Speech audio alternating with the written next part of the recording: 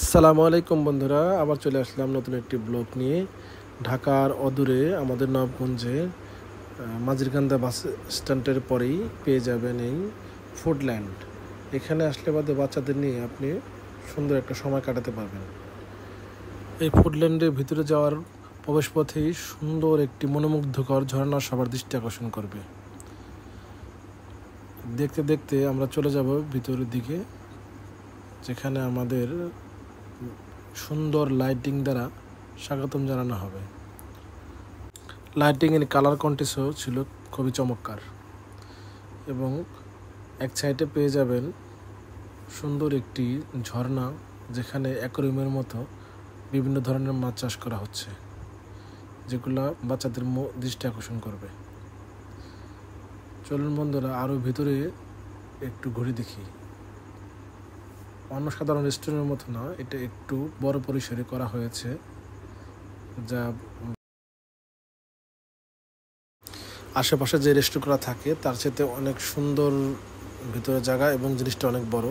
এই সাইডটায় খোলা আকাশের নিচে বসে আপনার চা কফি খেতে পারবেন, চা কফি খেতে খেতে বন্ধুদের সাথে আড্ডা দিতে পারবেন। তাছাড়াও আরও বিভিন্ন ধরনের এখানে ব্যবস্থা করা আছে। সত্যি আমার কাছে রাতের ভিউটা আমার কাছে ভালো লেগেছে। মাঝে মাঝে এই রুট দিয়ে অনেক যাওয়া আসা করা হয়, কিন্তু ফার্স্ট টাইম এখানে ঢুকলাম, ভালো লাগলো। তো খুবই ভালো লাগলো। এখানে বার্থডে পার্টি যাদের সেলিব্রেশন করতে ইচ্ছুক, তারা এই একটা হল আছে, এখানে আপনার বার্থডে সেলিব্রেশন করতে পারবেন। খুব সুন্দর মতো স্টেজ বানানো আছে, হ্যাপি বার্থডেও লেখা আছে। এখন আমরা এখান থেকে ঘুরতে ঘুরতে ওদিকে যাব। এখানে যারা টিকটক করতে পছন্দ করেন, তারা এখানে দাঁড়িয়ে সুন্দর মিউজিকের সাথে ঘুরে ঘুরে ডান্স করে টিকটক বানাতে পারবেন। তাদের জন্য সুব্যবস্থা আছে। আমাদের সাথে একটা বাবু ছিল, বাবুটাও খুব মজা নিছে, এখানে অনেক নাচানাচি করেছে এখানেও। যাই হোক, বিশেষ করে বাচ্চাদের জন্য এই পার্কটা সুন্দরভাবে সাজানো আছে। বিভিন্ন ধরনের জিরাফ, পশু পাখি, এবং এখানে গেম জোনও আছে। বাচ্চারা এখানে আসলে বাদে এখানে খেলাধুলা করতে পারবে। খুব সুন্দর ব্যবস্থা করা আছে, কারণ বিভিন্ন রেস্টুরেন্টে যাওয়ার পরে বাচ্চারা অনেক ডিস্টার্ব করে, কান্নাকাটি করে, কিন্তু বাচ্চাদের কথা মাথায় রেখে এখানে সুন্দর বাচ্চাদের জন্য একটা গেম জোন দিয়ে রাখছে, যেন বাচ্চারা ডিস্টার্ব না করে।